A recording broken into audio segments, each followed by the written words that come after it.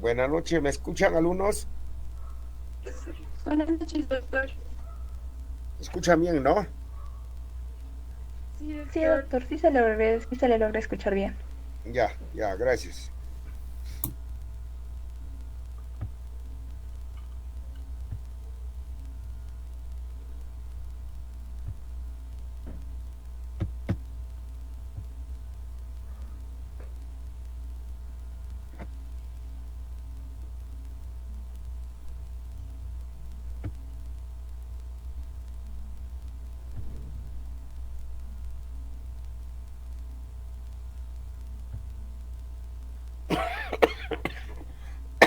¿Me escuchan, no? ¿Ven? Sí, doctor, sí se Ya, logra Sí, ver doctor. también. ya. Bueno, van a disculpar alumnos, vamos a tratar de hacerlo lo más rápido posible, ya que me está con un proceso gripal. El día de hoy vamos a tratar de hacer siquiera un tema o dos temas con respecto a lo que es pancreatitis aguda, que es un tema muy importante para que ustedes sepan el manejo ya más adecuado para enfrentar esta patología, esta enfermedad. ¿Ya? Lo primero tenemos que ver, definir qué es la pancreatitis aguda.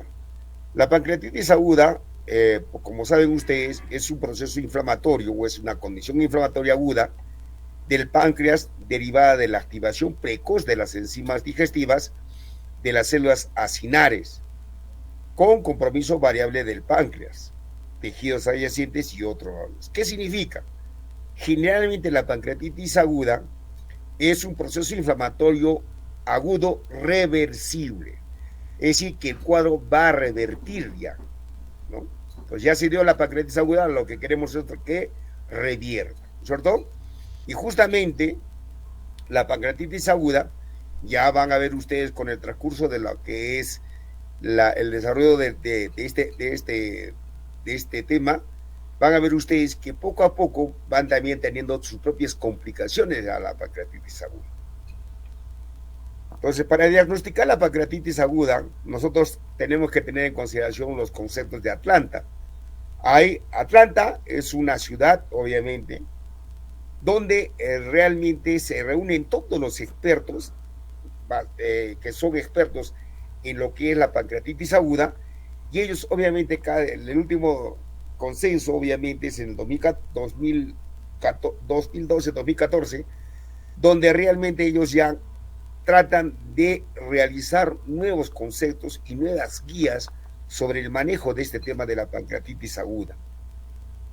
Entonces, para diagnosticar una pancreatitis aguda se requiere de dos de estas tres condiciones que tienen que tenerse presente. Tiene que haber un dolor agudo intenso, de inicio súbito, que se localiza en el epigastrio y a menudo irradiado a la espalda. Ese es un criterio.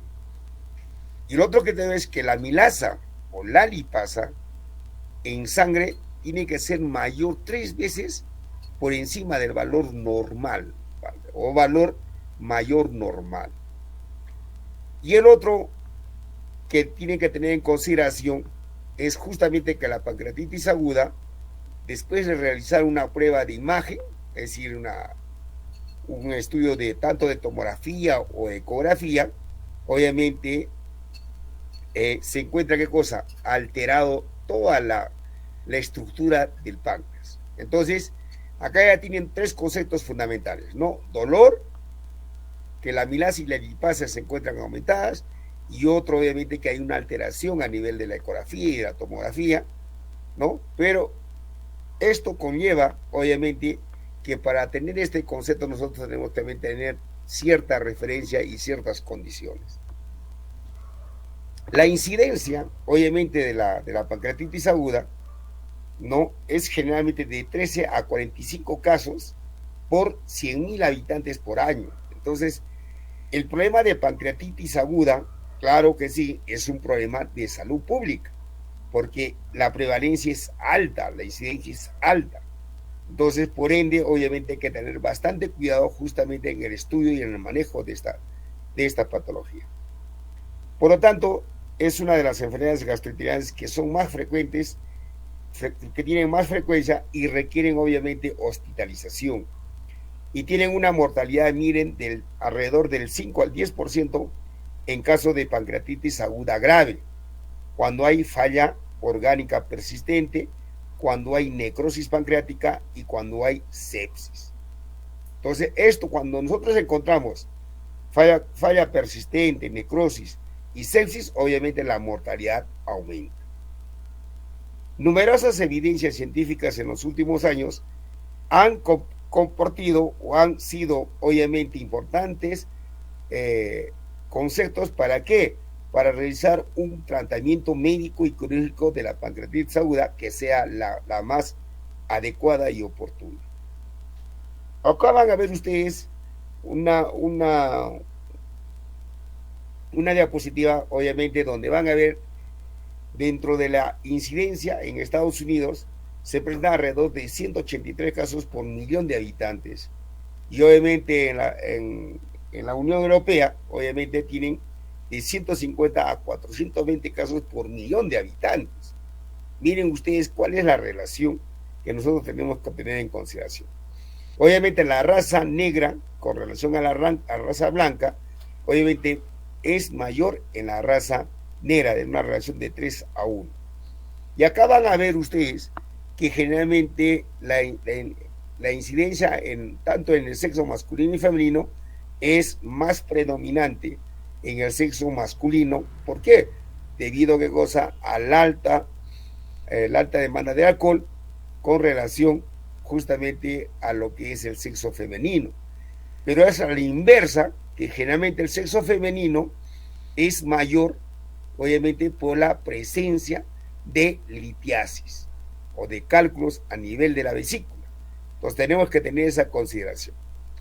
Pero con el, obviamente, cambio y también debido a la libertad y a las normas o las leyes que han favorecido a las mujeres, obviamente ya la incidencia ya se está asemejándose entre el sexo masculino y el sexo femenino debido a qué cosa, por la ingesta, obviamente, de actividades donde ingieren, obviamente, el alcohol, ¿no? La prevalencia que tienen que tener ustedes siempre presente en la pancreatitis, que es la primera causa de pancreatitis, es de tipo biliar y alcanza alrededor del 50%, seguido del alcohol en un 30% y otros, y también de origen idiopático, ¿no? Tienen obviamente una incidencia, una prevalencia del 20%. Acá van a ver ustedes la historia natural de la enfermedad de la pancreatitis aguda, que es un tema muy importante. Miren ustedes, pancreatitis leve, de su forma edematosa, que es la más común y la más frecuente, se presenta alrededor del 80%. Entonces, generalmente todos los cuadros de la pancreatitis aguda son leves, ¿no? 80%. Y acá viene justamente la complicación o donde va a alterar obviamente el manejo de la pancreatitis aguda, que es la pancreatitis severa, de tipo necrótica, que alberga el 20%. Entonces tenemos, siempre dicen, ¿no? ¿Cuál es lo más frecuente? ¿Qué tipo de pancreatitis es más frecuente? ¿De tipo edematosa? Generalmente dice sí, que obviamente su prevalencia es el 80%. Es pregunta de examen y es la más común que se pregunta. Dentro de la pancreatitis severa, obviamente, tenemos que se va a presentar algún tipo de infección alrededor del 40 al 70% y se van a complicar o van a de repente presentar posteriormente los abscesos pancreáticos generalmente en el 3%. Entonces, esa es la historia natural de la enfermedad de la pancreatitis aguda. Por lo tanto, la pancreatitis aguda se divide en pancreatitis edematosa intersticial y en pancreatitis necrosante o necrotizante. Por lo tanto, la pancreatitis edematosa intersticial es la forma de presentación más frecuente, ¿no? La tomografía computarizada muestra un engrosamiento obviamente de la glándula que traduce el edema inflamatoria y que generalmente es de característica difusa, pero podría localizarse solo en una parte de la misma. Por lo tanto, el páncreas capta de manera relativamente homogénea el contraste intravenoso y es habitual la presencia de líquido alrededor de la glándula pancreática, que Eso se observa con el estudio de la tomografía. Acá vamos a ver las definiciones de gravedad y complicaciones locales y sistemas de la pancreatitis aguda. Por lo tanto, la pancreatitis aguda se divide en pancreatitis hematosa intersticial y pancreatitis necrotizante, como nosotros, y que generalmente la pancreatitis, como mucho, volvemos a recalcar que la pancreatitis aguda edematosa o intersticial es alrededor del 80%. Pero acá vemos nosotros que la pancreatitis necrotizante es alrededor del 5 al 10%, que se caracteriza por la presencia de necrosis pancreática o peripancreática. Lo más frecuente es que la necrosis afecta tanto el páncreas como el tejido peripancreático, seguido de la afectación solo del tejido peripancreático y finalmente de forma poco habitual la necrosis, que puede ser únicamente del páncreas. Esa es una de las condiciones que tenemos que ver para determinar la gravedad y las complicaciones locales sistémicas de la pancreatitis aguda. Acá tenemos nosotros una clasificación según la gravedad, y esto obviamente se ha ido, estudiando desde el año 1992, que se ha utilizado la clasificación de Atlanta para diferenciar la gravedad de la pancreatitis aguda. Anteriormente en dos grupos, pancreatitis leve y pancreatitis grave, calificando como graves las que presentaban falla orgánica y también que presentaban complicación local, como necrosis, absceso o pseudoquista. Esta clasificación ha ido variando, obviamente, ¿no? Donde ya correctamente se han determinado grados de gravedad y no está dada, obviamente, en la definición morfológica de las complicaciones locales. Y acá nosotros vamos a ver justamente ya una clasificación de la gravedad de la pancreatitis aguda, haciendo una revisión de Atlanta de 2012. Mire, ya tiene buenos años, pero se sigue manteniendo y se sigue, de repente, quizás teniendo en consideración este concepto, ¿no? Entre pancreatitis leve, pancreatitis moderadamente grave y pancreatitis grave, ¿no? ¿Va a haber complicaciones? Claro, sí, en las complicaciones, en la pancreatitis aguda no va a haber complicaciones, pero ya en la pancreatitis moderadamente grave y como la pancreatitis aguda grave, sí va a haber complicaciones, tanto locales o sistémicas. ¿Va a haber fallo? Claro que sí, en la pancreatitis aguda leve no va a haber fallo, pero en la pancreatitis moderadamente grave, ya tienen, miren ustedes, ya va a haber un fallo orgánico de tipo transitorio. Y en la pancreatitis aguda grave va a haber sí un fallo orgánico de forma persistente. Ya miren ya ustedes teniendo ya un más preciso justamente los conceptos sobre lo que es esta clasificación de gravedad de la pancreatitis aguda. Y acá van a ver ustedes, y esto es pregunta de examen, y eso es pregunta lo que está manejándose ahora, alumnos. Es la clasificación de la gravedad de la pancreatitis aguda basada en determinantes. ¿Me están escuchando, alumnos? Sí, doctor. Sí, doctor. Ya. Entonces, esta es pregunta de examen y eso es cuando hagan las prácticas. Cuando presenten a sus pacientes, siempre les va a preguntar esta clasificación de gravedad de la pancreatitis aguda basada en determinantes. Así en determinantes. A esto se conoce pancrea. ¿Ya? Entonces, ¿cómo evalúa esta clasificación de la gravedad? Obviamente, de acuerdo a la presencia de necrosis o hay insuficiencia orgánica. Primeramente, necrosis. Si esta necrosis puede ser local o peripancreática. En la pancreatitis aguda leve, alumnos, obviamente no va a haber necrosis y por tanto tampoco no va a haber falla orgánica o no va a haber insuficiencia orgánica. Pues ya viene la pancreatitis moderada, ¿no? La pancreatitis aguda grave y la pancreatitis aguda crítica. Entonces, cuando tengan ustedes este tipo de clasificación de la gravedad de la pancreatitis aguda basada en determinantes, tienen que saber son de 4 tipos: pancreatitis aguda leve, moderada, grave y crítica. Y esa es pregunta donde van a hacer ustedes. En la pancreatitis aguda moderada, obviamente necrosis no va a haber, porque o si hay, va a haber de tipo estéril. Pero en la pancreatitis grave va a ser infectada y en la pancreatitis aguda crítica también infectada. ¿Va a haber falla orgánica?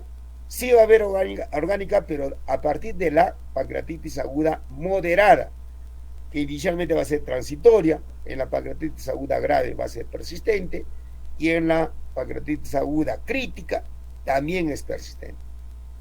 Entonces, eso es concepto justamente de la clasificación de pancreatitis aguda por determinantes.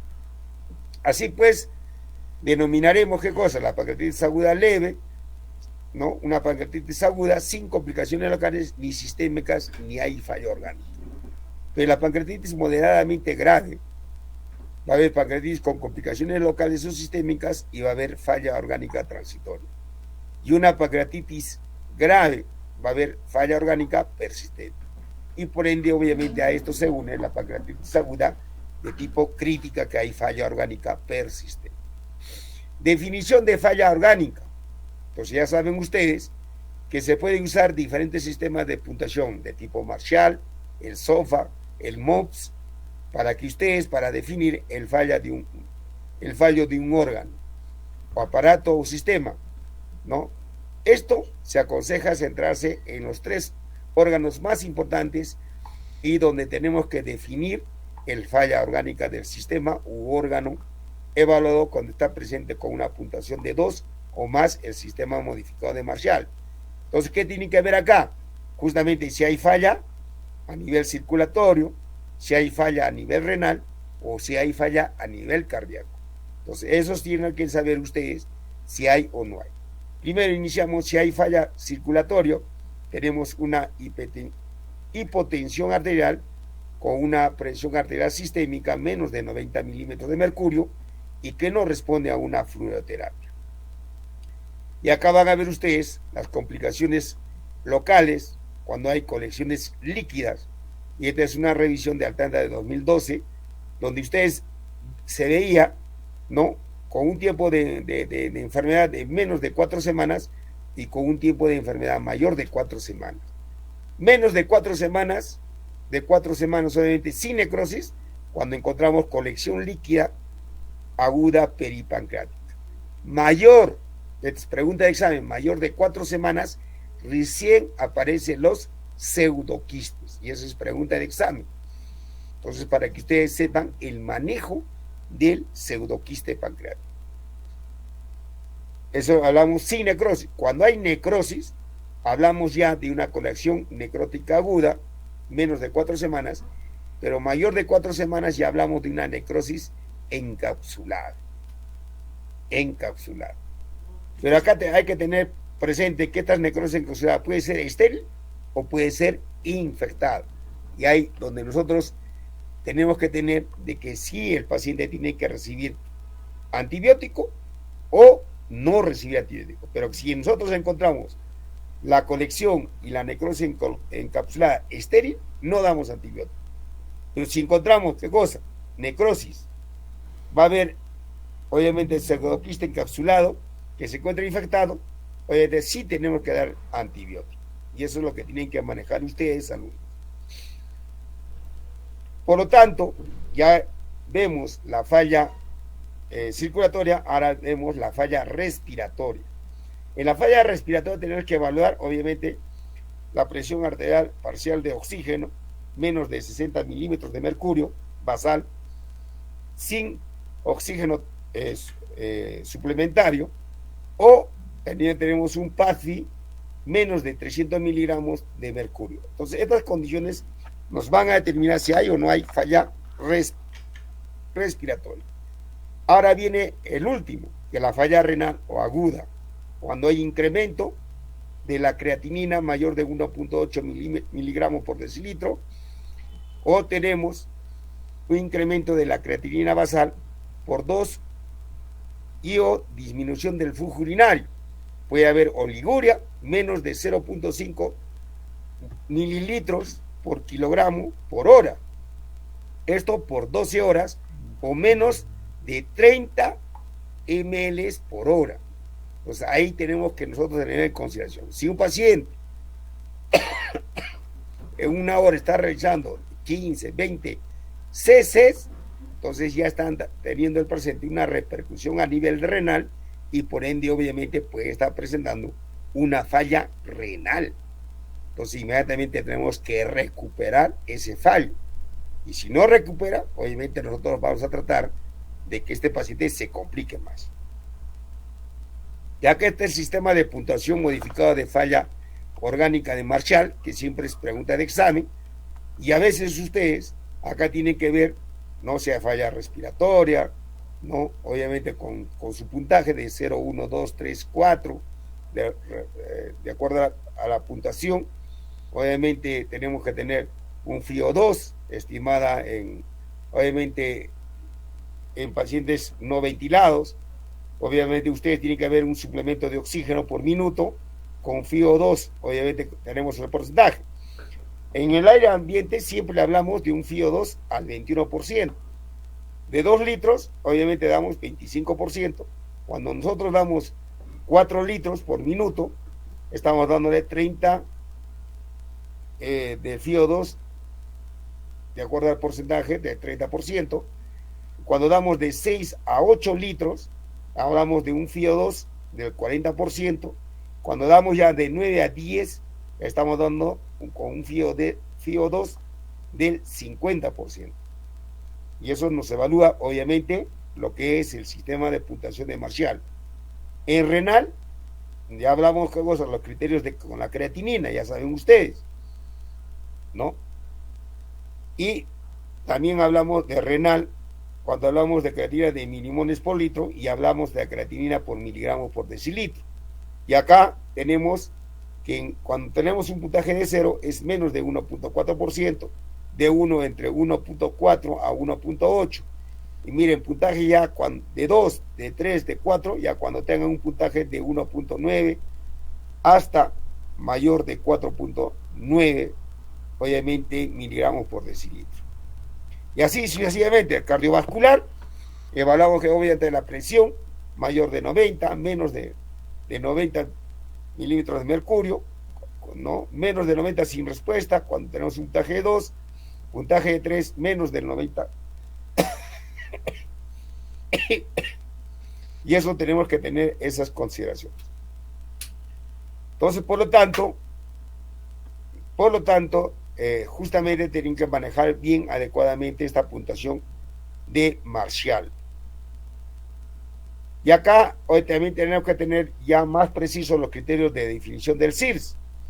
Obviamente el CIRS mayor de o igual a 2 criterios: frecuencia cardíaca, temperatura, leucocitos y frecuencia respiratoria, tal como lo están indicando, ¿no? Frecuencia cardíaca mayor de 90 latidos por minuto, la temperatura menos de 36 grados centígrados o mayor de 38 grados centígrados, leucocitos menos de 4.000 o mayor de 12.000 milímetros cúbicos, ¿no? Presencia de esto por milímetro cúbico, y la frecuencia cardíaca que sea mayor de 20 por minuto o una presión de CO2 menos de 32 milímetros de mercurio, que eso es la definición del CIRS. Y acá van a ver ustedes que generalmente la causa más frecuente de la pancreatitis aguda es alrededor del 35 al 40% de la incidencia o de la prevalencia de esta patología, para que dé justamente lo que son cuadros de pancreatitis. Acá también tienen que saber ustedes que el alcohol representa la segunda causa más frecuente de la pancreatitis aguda, aproximadamente el 30%. Entonces, para que nosotros vemos y de repente quizás el agente sea el alcohol, obviamente tiene que haber un consumo del paciente, ¿no?, de alcohol entre mayor de 50 a 60 gramos por día de forma crónica, o un exceso puntual que permite catalogar el alcohol como factor causante. Entonces eso es lo que tienen que ver ustedes. Ahora, otro grupo internacional de expertos recomienda evaluar, ¿no?, al momento de ingreso la presencia de CIRS, hay riesgo del paciente de acuerdo a la edad, comorbilidades, de acuerdo también a los índices de masa corporal.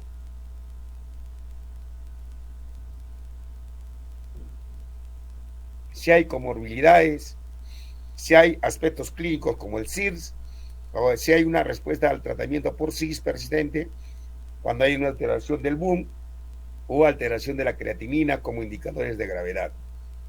Por lo tanto, se debe decidir que el establecimiento de falla orgánica ya define por sí misma un nivel de gravedad, porque no puede considerarse obviamente como un factor predictivo, en todo caso, si es un factor predictivo de mortalidad.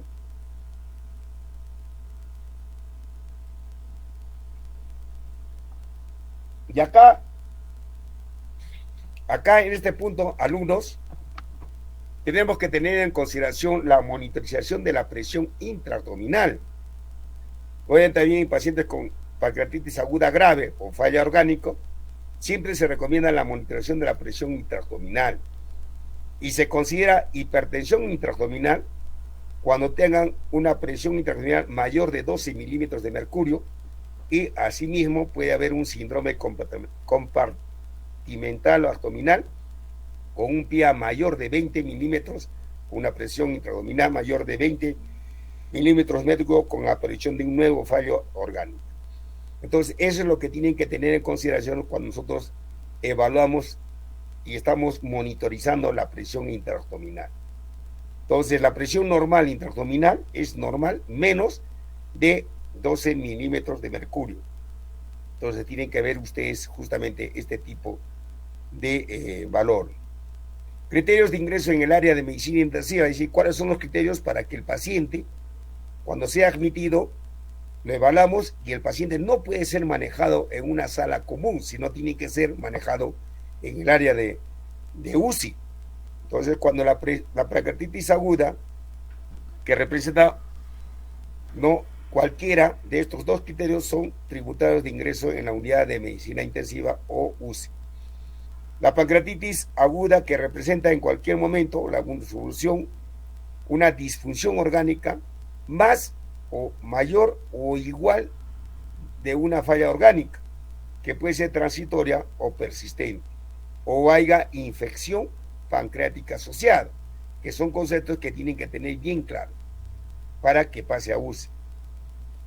Por lo tanto, también otro criterio, que la pancreatitis aguda, que representa con algún dato, signo o síntoma asociado a pronóstico desfavorable, llamados signos de alarma.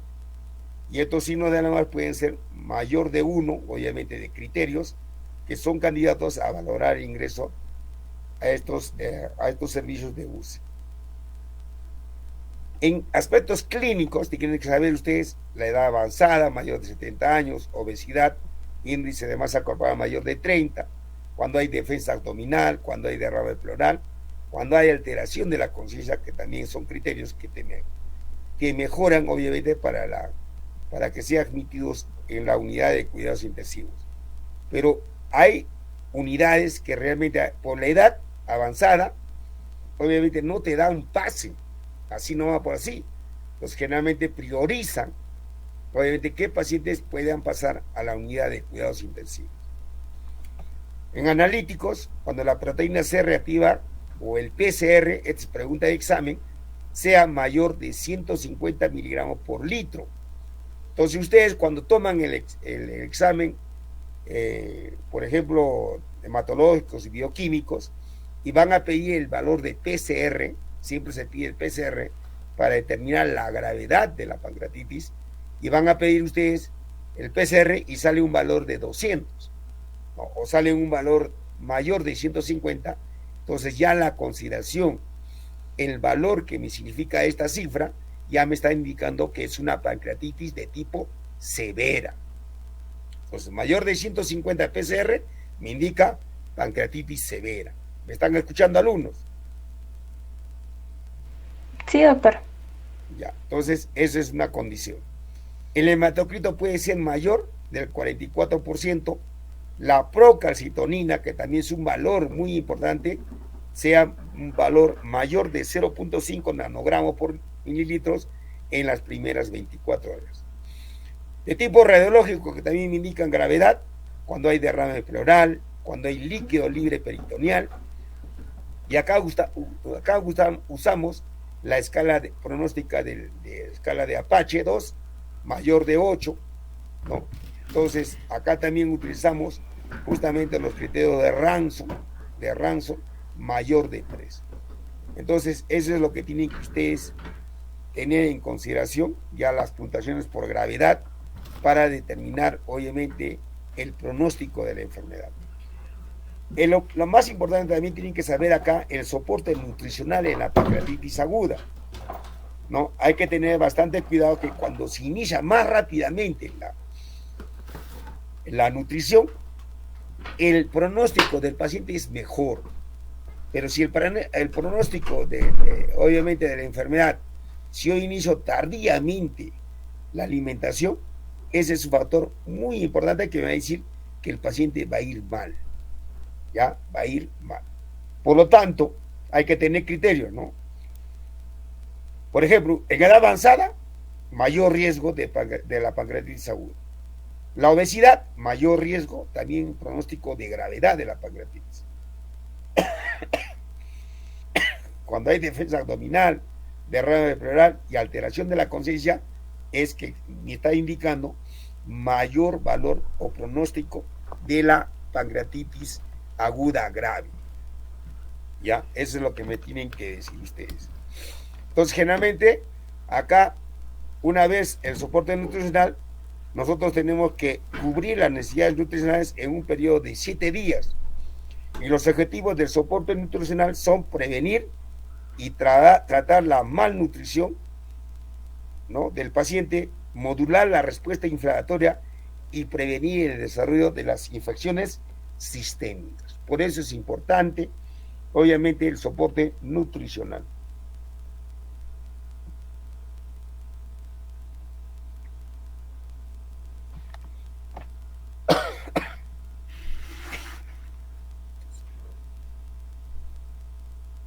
Mire, acá alumnos tienen que saber la historia natural de la enfermedad.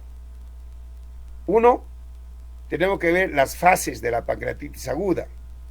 Acá ya tenemos la fase precoz y la fase tardía.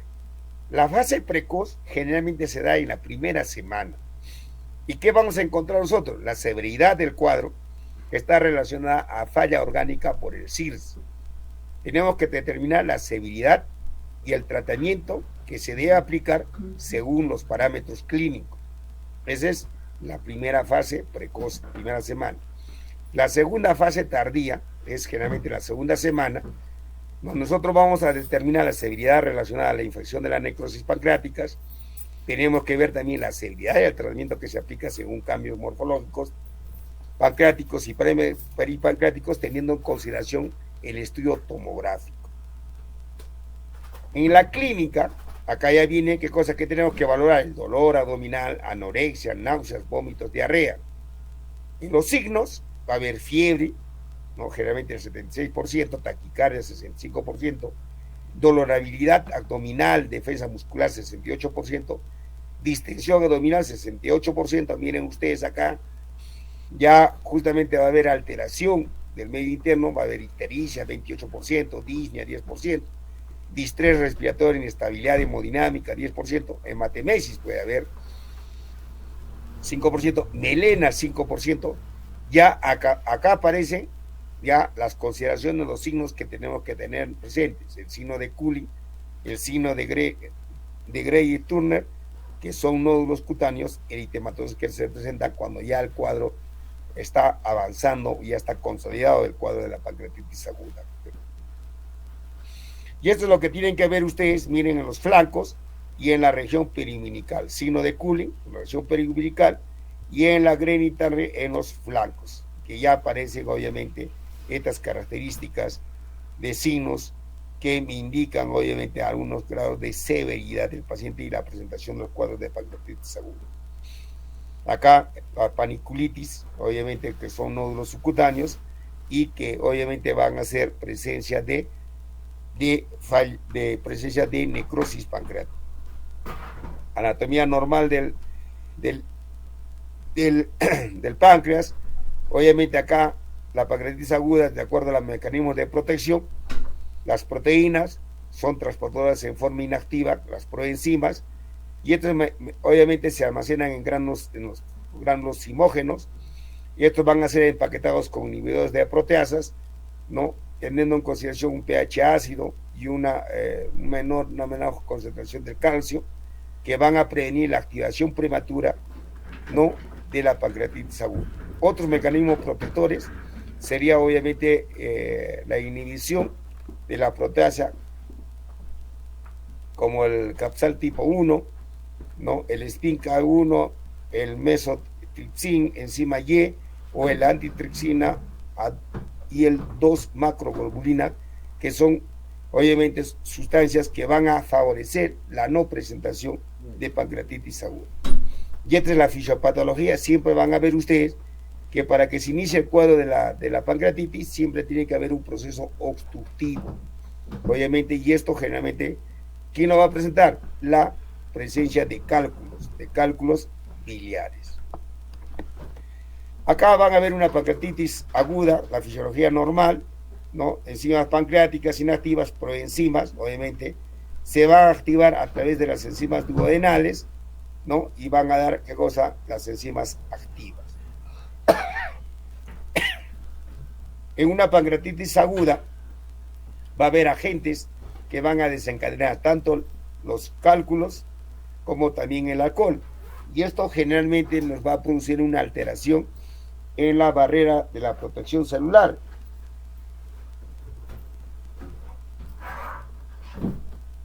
Y esto generalmente las enzimas pancreáticas inactivas, o también llamadas proenzimas, van a ser activadas dentro del conducto de Wilson, es decir, dentro del páncreas. ¿Debido a qué cosa? A que se va a producir obviamente este tipo de obstrucción, de alteración, y esto va a producir una autodigestión o necrosis a nivel pancreático. Entonces, esas son las consideraciones que se tienen dentro de la fisiopatología del páncreas. Y acá todo es un mecanismo para ver ustedes la fisiopatología cuando hay injuria celular acinar, cuando hay homeostasis celular alterada, etcétera, y la que nos va a dar hasta desencadenar una respuesta inflamatoria sistémica. Entonces, lo que tienen que saber ustedes y estudiar, obviamente, cómo se inicia la fisiopatología de la pancreatitis aguda. Y acá ven igualito. El diagnóstico alumnos, generalmente va a haber o está determinado por el odor abdominal característico, elevación de la amilasa o lipasa mayor de 3 a 4 veces su valor. Generalmente la amilasa declina al tercer día, pero acá se recomienda preferir el manejo de la lipasa o tener en consideración el valor de la lipasa cuando está disponible para el diagnóstico. Y tercero, obviamente el criterio de imagen, de acuerdo a la tomografía, resonancia magnética o la ecografía. Acá lo que quiero que ustedes me entiendan, alumnos, es algo práctico para que ustedes sepan. Generalmente, el valor de la lipasa, lo normal, es hasta 60. Y la amilasa, su valor normal es hasta 120. Entonces, nosotros decimos de que generalmente tanto la amilasa y la lipasa tienen que ser sus valores superiores al límite superior normal, es decir, que tiene que ser mayor de 60 con la lipasa y tiene que ser mayor de 120, pero su valor tiene que ser 3 veces más, es decir, que el valor de la lipasa tiene que llegar hasta 180 y el valor de la amilasa hasta 360. ¿Me están escuchando, alumnos, no es cierto? Sí, doctor. Ya. Entonces, ahora viene lo que siempre cometen errores. Entonces, viene una lipasa con valor de 120. Ah, no, doctor, tiene valor mayor de 160 y por lo tanto tiene pancreatitis. No, tiene que ser su valor mayor de 180. La amilasa, doctor, tiene un valor de 240 o 300 de la amilasa. Ah, entonces no, su valor normal, no, o mayor, tiene que ser su valor mayor, tiene que ser mayor de 360. Entonces, los dos tienen que estar elevados, tanto la amilasa como la lipasa. No van a venir y decir, ¿cuánto sale la lipasa? doctor, el valor de la lipasa tiene 40 y la amilasa 3000, doctor. No, es una pancreatitis. No, no es una pancreatitis, sino es un cuadro de amilasemia. Es decir, hay cuadros donde la amilasa se eleva abismalmente. Por ejemplo, te dan un cuadro de una parotiditis. La amilasa se elevó hasta 800, pero la lipasa se mantiene, no se sube. Doctor, hay obstrucción intestinal. La amilasa, ¿cuánto se ha elevado? A 400. No es una pancreatitis, sino es un cuadro de amilasemia. Una apendicitis, doctor, la amilasa se eleva 400, 500. Doctor, ¿es una pancreatitis? No. Entonces tienen que tener, hay cuadros que desencadenan cuadros de amilasemia. ¿Ya? Y entonces ya está teniendo usted que para hablar de pancreatitis tenemos que hablar obviamente que la amilasa y lipasa se encuentran elevados por encima de su valor, de 3 veces el valor normal superior. Acá viene otro concepto que tienen que saber ustedes, una cosa práctica. Doctor, la amilasa ha salido en 1500, la lipasa en 1500. Doctor, es una pancreatitis grave. No, es mentira. Para que yo hable de cosas de pancreatitis aguda, grave, leve, moderadamente grave, grave o crítica, tengo que tener criterios, si hay falla orgánica o no hay falla orgánica. ¿Me están escuchando alumnos, no es cierto? Sí, doctor. Ya están durmiendo, va a pasar lista ahorita. Entonces, eso es lo que tienen que saber. Y eso es cosa fundamental que tienen que manejar. ¿Ya? Exámenes auxiliares, obviamente podemos tener una radiografía de tórax, buscando la efusión pleural o derrame pleural, ecografía si hay edema, colección de colelitiasis, coledocolitiasis, pancreatitis visible solo en el 25 al 50%, y siempre hacer diagnósticos diferenciales. Realizar tomografías con contraste al ingreso. La tomografía siempre tomar después de las 72 horas de admisión del paciente. Antes no me sirve, no me ayuda en nada la tomografía. Entonces, a partir del tercer día sí me sirve. ¿Ya? Otros, el perfil hepático, la glucosa, la urea, la creatinina, el DHL, el hemograma, hematocrito, valores de calcio, el AGA y el PCR a las 48 horas que hemos dicho nosotros nos va a determinar la gravedad de la enfermedad. Y acá estos son los exámenes, obviamente auxiliares. Miren ustedes cómo la lipasa comienza rápidamente a descender y es la que permanece con su valor ya más ¿cómo debo decir? No va a descender fácilmente, mientras que la amilasa, miren, sube rápido y desciende rápidamente. ¿Ya? Entonces a veces no nos ayuda justamente a tener estos criterios. Esta es la ecografía, justamente van a determinar justamente el edema a nivel de la pancreatitis aguda. La ecografía también de igual manera, miren cómo ayuda el incremento del pseudoquiste pancreático a partir de las 4 semanas. Miren la radiología antes cómo ayudaba justamente la presencia de pancreatitis, un aumento obviamente de la eco, se puede decir el aumento de la ecoestructura obviamente del páncreas o textura. La tomografía abdominal, como hemos dicho nosotros, se debe realizar a las 48 a 72 horas. Primero hay que hidratar al paciente, estabilizar al paciente, ¿no? Para hacer un uso adecuado del contraste. Obviamente, durmiendo no se puede producir o empeorar el daño a nivel renal. Se debe dejar tiempo para que ocurran los cambios de la inflamación o necrosis o colecciones. Por eso es importante la tomografía a partir de las 48 a 72 horas. En pancreatitis aguda severa, se debe realizar la tomografía cada 7 a 10 días. Miren, de 7 a 10 días para ver la evaluación de las complicaciones. Esta es la colangioresonancia que nos ayuda justamente a determinar en la vía biliar si hay obstrucción o no hay obstrucción por la presencia de los cálculos a nivel del coledo. Y acá vamos a determinar, obviamente, como hemos dicho, la detección de falla orgánica, de acuerdo al sistema de criterios de severidad de Marshall, que ya hemos mencionado. De igual manera, también tenemos que ver los índices de severidad de acuerdo a la tomografía. Acá vamos a ver nosotros los grados de acuerdo a la tomografía. Si es una tomografía, obviamente grado A, grado B, grado C, grado D y grado E, justamente nos va a determinar acá los criterios de severidad de Baltasar. Obviamente si hay necrosis, no, o no hay necrosis, y esto nos va a dar un puntaje mayor, obviamente, cuando nosotros sumamos tanto los grados de compromiso de acuerdo a la tomografía, como también la presencia de necrosis.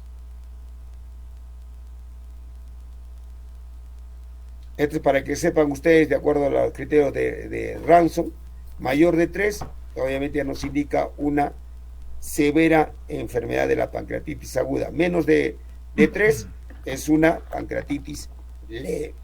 De acuerdo también a la Apache 2, el score es mayor de 8, donde nos indica obviamente si hay falla orgánica o no hay falla orgánica, o si es una pancreatitis aguda grave, mayor de 8. Y estos son los parámetros que tienen que saber ustedes, ¿no? De acuerdo al valor del seriado de sodio, de potasio, la creatinina, ¿no? Que tienen que saber ustedes. ¿Cuáles son los nuevos indicadores de severidad de la pancreatitis aguda que deben tener en consideración?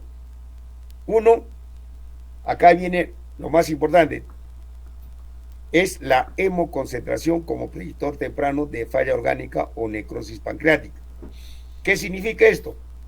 Un hematocrito mayor o igual al 48% a la admisión, a la mayor de 44% a la admisión o durante las primeras 24 horas, que tienen mayor riesgo de necrosis pancreática.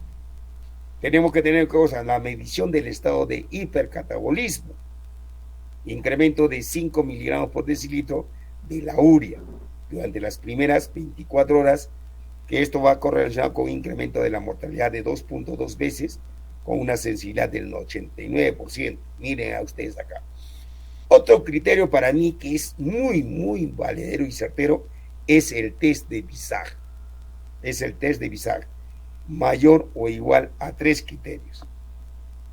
Y esta es la predicción precoz de la severidad de la pancreatitis aguda, de acuerdo a la consideración del Visage y también del Apache, que tienen que saber ustedes, que no hay mucha diferencia, ¿no? Si uso Apache 2, que tiene todos sus parámetros, miren ustedes, es extenso, y el Visage solamente tiene 5 criterios. 5 criterios. Acá van a ver la sensibilidad, especificidad, el valor predictivo positivo, valor predictor negativo de los diferentes indicadores para predecir la severidad. Tienen el Apache, el Visage, el Ransom, el hematocrito y la urea. Miren, como hemos hecho nosotros. Y acá van a ver ustedes justamente la clasificación de la severidad de la pancreatitis aguda en su fase tardía, que es la clasificación morfológica basada en imágenes. Bueno, nosotros podemos determinar la pancreatitis aguda leve, con una pancreatitis hematosis intersticial aguda, y la pancreatitis aguda grave, con presencia de necrosis y de infecciones, que lo que van a ver en el tab. Ya hemos hablado de la tomografía, el índice tomográfico de inflamación extrapancreática también tenemos que ver, y este es lo que tienen que saber ustedes para ver a veces justamente el índice tomográfico, si hay o no hay effusión pleural, si hay presencia de ascitis, o hay una inflamación retroperitoneal, o hay inflamación a nivel mesentérico. Eso nos ayuda bastante el índice tomográfico de inflamación extrapancreática. Esta es la pancreatitis aguda Baltasar A, de acuerdo a los criterios, Baltasar A, Baltasar B. Miren ustedes, inicialmente en el Baltasar A solamente hay aumento del volumen, es decir, del tamaño de la glándula del páncreas. Acá tenemos que, vamos a ver, un aumento de volumen con ciertas partes negras, que justamente van a ver ustedes presencia de área de necrosis. Acá van a ver ya presencia de necrosis y presencia de colección en la pancreatitis aguda Baltasar C. Acá ven ustedes, en la Baltasar D, ya miren, hay poco tejido sano del páncreas, ya hay necrosis y va a haber conexiones ya. Y en la C, peor aún, ya casi gran parte del páncreas ya está tomado, va a haber área de necrosis y área de colecciones. ¿Sabe? Y esta es la clasificación de colecciones líquidas, obviamente que tienen que tener presentes, no para evaluar, obviamente, no justamente si hay o no hay riesgo de infección de estas colecciones líquidas a nivel de páncreas. Es una pancreatitis intersticial edematosa que es muy frecuente, alrededor del 20%, solamente va a haber un incremento o una presencia de edema a nivel del páncreas. Acá es una colección fluida pancreática aguda, mira que tienen que ver ustedes, este es el páncreas y hay una colección. Y acá este es un pseudoquiste pancreático, miren alumnos, miren el páncreas y el pseudoquiste pancreático. ¿Y cuándo se presenta el pseudoquiste pancreático? A partir de la cuarta semana. Entonces, ¿por qué no realizar más antes la intervención? Porque tiene que consolidarse el pseudoquiste y tiene que formar obviamente una cápsula que le envuelva. Entonces, acá tienen que ver ustedes criterios. Doctor, el paciente tiene un pseudoquiste pancreático. ¿De cuánto es el tamaño? De 4 centímetros, de 8 centímetros. Entonces, lo más adecuado es hacer, ¿qué cosa? Un tratamiento conservador. Es decir, pasa una semana, pasa 2 semanas o 4 semanas, tenemos que hacer un control, obviamente, de la tomografía o de la ecografía. Doctor, antes tenía 8 por 8 el pseudoquiste, ahora tiene de 4 por 2, ha disminuido. Y a veces hay pseudoquistes alumnos que se reabsorben totalmente. Entonces, a veces el tratamiento es conservador. Doctor, tenía 10 por 10 centímetros el pseudoquiste, es decir, que tenía un promedio de 200 centímetros cúbicos de volumen. Doctor, ahora tiene 500, ahora tiene 600. No, en ese caso, inmediatamente hay que hacer drenaje del pseudoquiste pancreático. No dejar, porque al final esto va a ir aumentando, y eso va a ir en contra del paciente. Uno, ese líquido se puede infectar, otro que el paciente tanto es el tamaño que eso va a comprimir el estómago y el paciente no va a poder ingerir adecuadamente sus alimentos. Por eso es importante el pseudoquiste pancreático. Ahí está la pancreatitis necrotizante no infectada. Obviamente miren ustedes, ¿no? Este es el páncreas y con su área de necrosis. Igualito necrosis pancreática infectada. Ya miren ustedes, acá el paciente tiene que, obviamente, sí o sí, recibir antibióticos de amplio espectro. Esta es una necrosis pancreática, colección necrótica infectada, no infectada, donde realmente a veces nosotros tenemos que ver, obviamente dar un tratamiento conservador. Colección necrótica aguda intrapancreática, pancreática infectada, como le ven ustedes, miren ustedes el páncreas y la porción negra, obviamente, donde hay necrosis. Colección necrótica de GON, ¿no? Donde va a haber qué cosa, necrosis, que tampoco no vamos a encontrar igual necrosis infectada de GON. Y esta es una colección necrótica extrapancreática infectada, ¿no? Ya este cuadro es más complicado, obviamente de acuerdo al área de la presentación de la necrosis. Y este es un pseudoaneurisma post-pancreatitis aguda necrotizante, miren ustedes. Entonces, hay que tener bastante cuidado con este pseudoaneurisma post-pancreatitis aguda necrotizante. Y acá viene lo que tenemos que saber de acuerdo al manejo de la pancreatitis aguda leve. Siempre tenemos que primero tener en consideración, y este es lo que tienen que saber ustedes, alumnos, para el manejo de pancreatitis aguda leve. Primero, hacer un monitoreo de signos vitales periódicos, frecuencia cardíaca, frecuencia respiratoria, siempre tomar su presión arterial, la diuresis, hay que verificar que lo normal va de 0.5 a 1 cc por kilo por hora, tienen que saber ustedes. Saturación de oxígeno, glucosa, urea.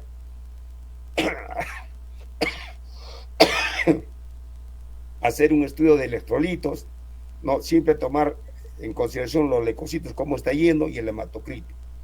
Acá también tiene que tener la saturación de oxígeno que sea mayor del 95%. Cuando hay un efecto similador, efecto similar que diga a hipovolemia en tejido intestinal. Siempre el monitoreo de volemia de 12 a 24 horas, diuresis, urea, ¿no? Menos de 20 miligramos por decilitro y el hematocrito menos de 44%. Tiene que haber detección precoz del SIRS o del MOX, corrección oportuna de los trastornos hidroelectrólicos y prevención de las complicaciones metabólicas, nada por vía oral, y acá lo más importante es hacer una hidratación endovenosa profusa. Lo mejor, acá lo que se debe utilizar generalmente es el lactato de Ringer, pero acá en el Perú no tenemos el lactato de Ringer. Lo único que tenemos es, ¿qué cosa? Es el cloruro de sodio al 0.9%, que es lo único que utilizamos y es a veces la solución que nos ayuda bastante justamente para favorecer obviamente el mejor manejo del cuadro de pancreatitis aguda. No, la hidratación agresiva no está considerada porque a veces esto va a condicionar el empeoramiento o peor pronóstico de la enfermedad. La analgesia sí está lo permitido, obviamente podemos utilizar el metamizol. El gol estándar para, o decir, ¿cuál es el medicamento de elección para prevenir el dolor, doctor, en la pancreatitis aguda? Es el clorhidrato de pectidina, es pregunta de examen. ¿Ya? Entonces, en la pancreatitis aguda leve, nosotros utilizamos para el dolor la pectidina. Pero generalmente, como son medicamentos controlados, no utilizamos. Y lo que utilizamos, van a ver ustedes, el metamizol, el tramadol, el fentanil. A veces podemos utilizar, si el cuadro es muy intenso, la morfina. Acá también tenemos que utilizar, obviamente, el uso de la bomba de infusión en vez de bolos cuando el dolor es muy severo. Inclusive podemos utilizar la administración epidural, la bupivacaína, que utilizamos a veces cuando el dolor es muy intenso. Antibiótico terapia, hemos dicho que no está indicada. La tomografía abdominal no está indicada en las primeras horas. Es una pancreatitis leve, tampoco no podemos tomar porque son cuadros mejores una ecografía. Y acá viene la nutrición. Generalmente la nutrición tenemos que restablecer lo más pronto posible, a partir del cuarto y quinto día. Ahora, cuando inicia la ingestión de vía oral, a las 24 o 48 horas, siempre iniciar una dieta, siempre primero tolerancia oral, luego una dieta líquida amplia, luego, ¿qué cosa? Una dieta blanda hipograsa, etc. En esa forma tenemos que ver. Y acá tenemos que ver, alumnos, de que para iniciar la dieta por vía oral, lo más importante es hacer el examen abdominal y encontrar, ¿qué cosa? Que haya ruidos hidroaéreos. Si no hay ruidos hidroaéreos, alumnos, no dar dieta todavía. Ahora, si el paciente queremos reiniciar la dieta, no tiene que haber dolor. Y si hay dolor, inmediatamente restringir o evitar, obviamente, la ingesta por vía oral de alimentos. Eso es lo más importante. ¿Ya? Algunos autores siempre usan dieta sólida baja en grasas y proteínas de inicio. Si no puede iniciar dieta después de los 7 días, siempre lo más importante es iniciar una dieta asistida, es decir, una sonda nasoyeyunal, y dar, obviamente, ¿qué cosa? Sustancias de nutrición enteral. Y esto utilizamos generalmente preparados de Osmolite, y esto nos ayuda bastante a recuperar al paciente. Si no podemos utilizar la nutrición enteral, sí o sí tenemos que utilizar la nutrición parenteral, obviamente para recuperar rápido el cuadro de la pancreatitis aguda. Si no, el paciente se complica. Y esto, el manejo de la pancreatitis aguda, tiempo de colecistectomía. Y esto es lo que tienen que saber ustedes. La pancreatitis aguda leve, ¿no? Una vez solucionado la pancreatitis, inmediatamente el paciente tiene que ser operado. Lo más indicado es preferir a las 2 semanas, ¿no? Pero generalmente, a veces, tanto es la demanda de los cuadros de pancreatitis aguda que hacen espera después del alta 4 semanas, 1 mes, 2 meses, 13 meses, y otra vez ingresa con otro cuadro de pancreatitis.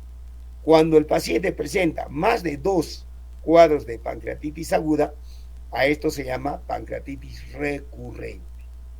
¿Me están escuchando, alumnos, no es cierto? Sí, Sí, doctor. Sí, doctor.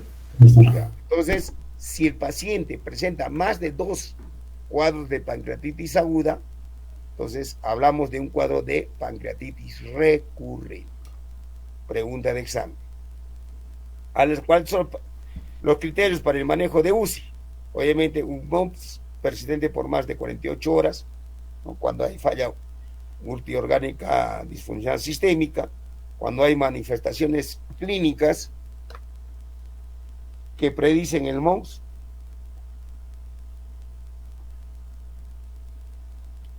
¿no? El estado clínico y la obesidad asociada, cuando hay sistemas multiparámetros, cuando el RASO es mayor de 3 criterios a las 48 horas o un Apache mayor de 8, dato bioquímico, proteína transportada de riflodamina mayor de 150 miligramos por decilitro a las 48 horas, cuando hay un dato radiológico, cuando hay efusión pleural persistente mayor de 48 horas y cuando hay desarrollo de complicaciones locales.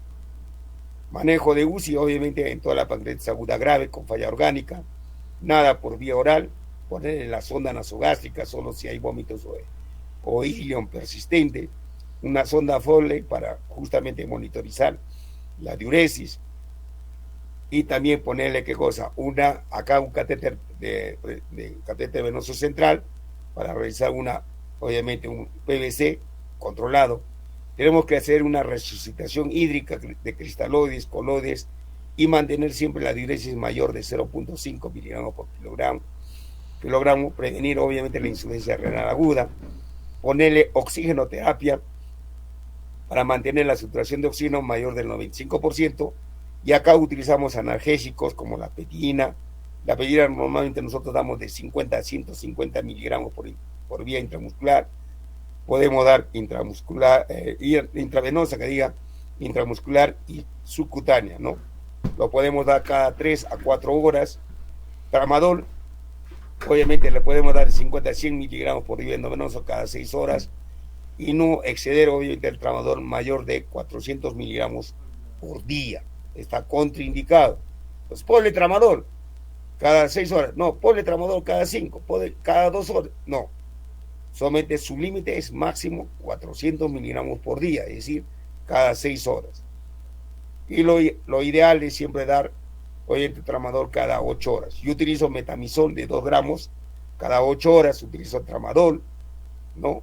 Y me va a ir bien. Ketoprofeno también estamos utilizando, pero acá hay que tener bastante cuidado en el uso de los AINES como analgésicos. ¿Por qué? Porque podemos aumentar, le ponemos el AINE, ¿no? Como el diclofenaco, etcétera. Esto nos puede conllevar a que generalmente aumente más el cuadro de la pancreatitis aguda, porque hemos dicho que nosotros cuando se presenta la pancreatitis aguda hay una obstrucción, hay un espasmo, ¿no? En el esfínter de Oddi. Entonces, si nosotros ponemos, por ejemplo, ponemos AINES, esto puede empeorar justamente este espasmo, obviamente, que se realiza obviamente a nivel del esfínter de Oddi. Nutrición, hemos hecho bien claro, es evitar el estado hipermetabólico, ¿no? Hipercatabólico, obviamente iniciar inmediatamente una nutrición enteral total por sonda nasoinal con bomba de infusión durante las primeras 48 horas. ¿Y para qué? Para preservar la función de la mucosa intestinal, y esto va a limitar el estímulo a la respuesta inflamatoria, claro que sí. Además, seguro, obviamente no podemos dar la nutrición enteral, iniciamos la nutrición parenteral. Acá la nutrición enteral en la pancreatitis aguda grave, tendencia a la hiperglicemia por disminución de la insulina y también mayor estrés. Se ha utilizado fórmulas semi-alimentales bajas en grasas, obviamente los triglicéridos de cadena, ¿no? De cadena larga. Obviamente acá tenemos que tratar de evitar obviamente más aporte de proteínas y un medio aporte de carbohidratos. Y generalmente nosotros tenemos que iniciar lo más pronto posible la vía oral. Y acá la nutrición parenteral en pancreatitis aguda grave, indicaciones cuando no se puede utilizar la nutrición enteral, cuando no puede, el paciente no tolera la vía enteral, es cuando hay un hilo paralítico mayor de 5 días, miren, no se logra metas nutricionales luego de los segundos días, si la nutrición enteral induce la reaparición de dolor, distensión abdominal, ascitis, pancreatitis, fístula pancreática o pseudoquiste pancreático, y cuando la colocación de la sonda nasoidinal no es posible. ¿Cuáles son las desventajas de la nutrición parenteral? Que tienen que saber alumnos y es pregunta de examen. Cuando hay un mayor riesgo de infección por catéter venoso central, cuando hay cuadros de hiperglicemia severa, cuando hay desórdenes metabólicos y electrolitos, y cuando se puede promover alteraciones de la barrera intestinal por aumento de la permeabilidad intestinal. La nutrición parenteral en pancreatitis aguda es intentar nutrición mixta. Una vez estabilizado el paciente, pasar a nutrición enteral. Se recomienda siempre comenzar de 15 a 20 kilocalorías por kilo por día en pacientes con falla orgánica. Miren, hablamos de la nutrición parenteral. Iniciamos con un soporte de glucosa de 3 a 6 gramos por kilogramo por día. Si es necesario asociarlo de insulina en infusión para mantener la concentración de glucosa que sean menos de 10 milimoles por litro. Tenemos que requerir, obviamente, cuando hay requerimiento proteico de 1 a 1.5 gramos por kilogramo por día. Tenemos que también infundir lípidos, ¿no?, intravenosos, que son más seguros cuando la pancreatitis aguda grave en ausencia de hipertrigliceridemia, donde se debe monitorizar los niveles, obviamente, de triglicéridos a menos de 400 miligramos por decilitros. Y esto se recomienda generalmente en el 30% de la energía no proteica. Y acá tenemos que ver también, se debe integrar vitaminas y elementos traza con especial atención de acuerdo a la vitamina A, vitamina C, vitamina E, el zinc y el selenio.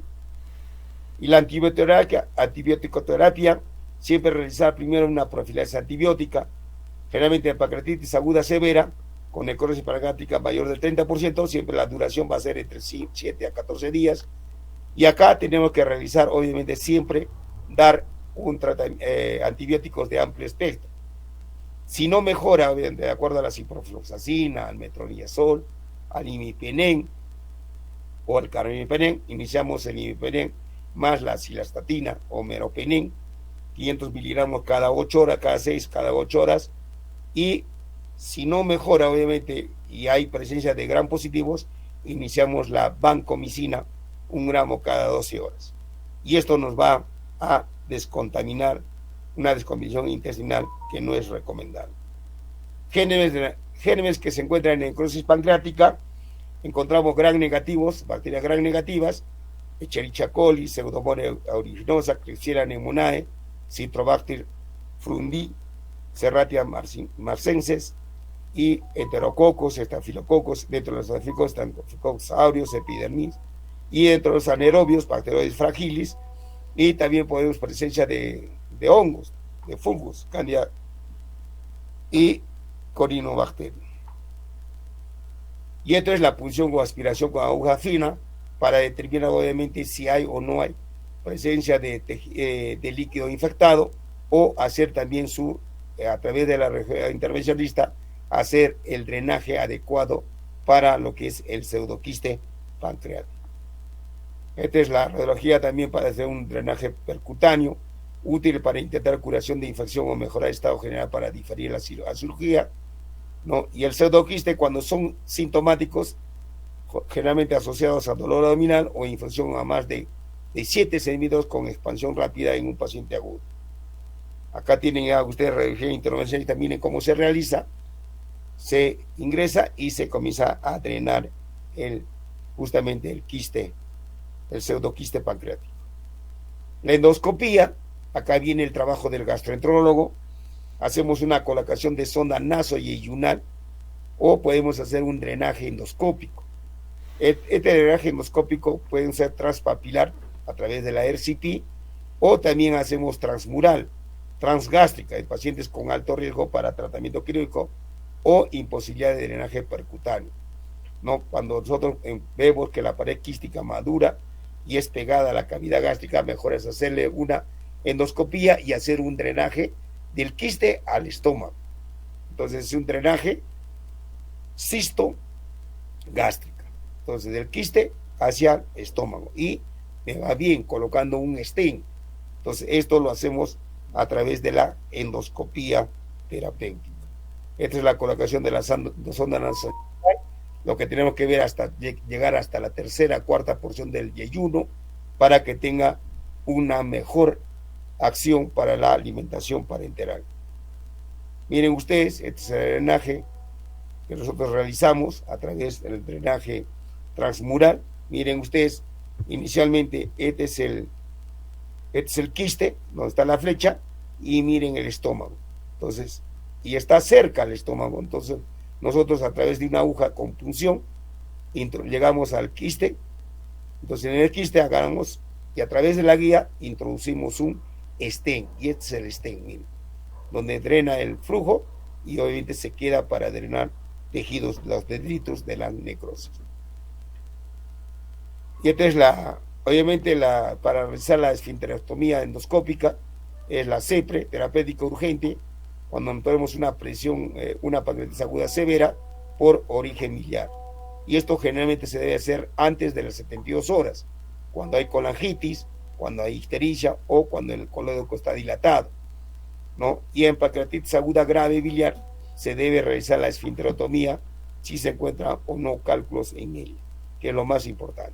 Esta es la CEPRE, ¿no? Para realizar obviamente si hay o no hay presencia de cálculos, inmediatamente realizar este estudio para sacar los cálculos.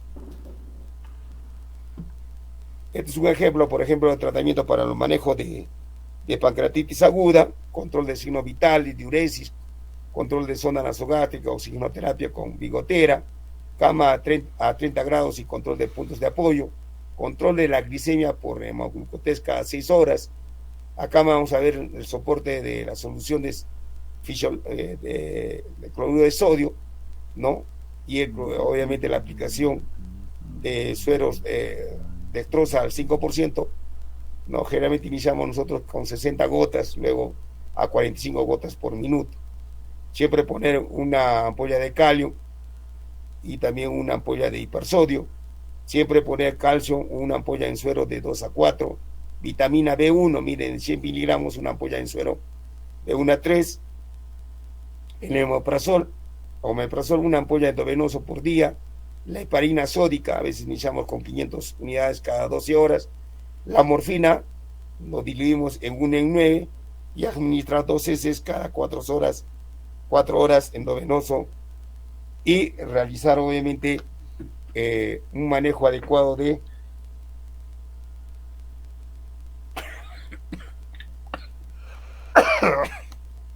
estudio de laboratorio. Esto generalmente alumnos tienen que tener presente cuando nosotros manejamos el cuadro de pancreatitis aguda. Con esto terminamos. Espero de que ustedes hayan asimilado todo lo que es justamente esta patología que es muy frecuente acá, más que todo en nuestra región, porque generalmente casi el 60 o el 50% de toda la población, tanto de mujeres hombres, acá en la región de Puno, sufren de cuadros de colelitiasis, es decir, presencia de cálculos en la vesícula. Y si tienen cálculos, hemos dicho nosotros bien claro de que una de las primeras causas que nos puede producir la pancreatitis aguda es la presencia de cálculos. Bueno, alumnos, con eso terminamos. Nos hemos excedido, pero este es un cuadro, este es un manejo muy amplio, y lo que tienen que saber es obviamente las complicaciones, el manejo y las diferentes definiciones y los criterios de severidad para lo que es la pancreatitis aguda. Entonces, nos volvemos a encontrar el día jueves. Mañana es feriado, y ya con mi grupo mañana vamos a tener prácticas en la mañana, y con ustedes el día jueves vamos a tratar de avanzar lo que es hemorragia digestiva alta y cirrosis hepática. ¿Me están escuchando, alumnos, no? Sí, doctor. Sí, doctor. Ya. Entonces, les felicito porque generalmente ustedes quieren seguir avanzando, ¿no? Y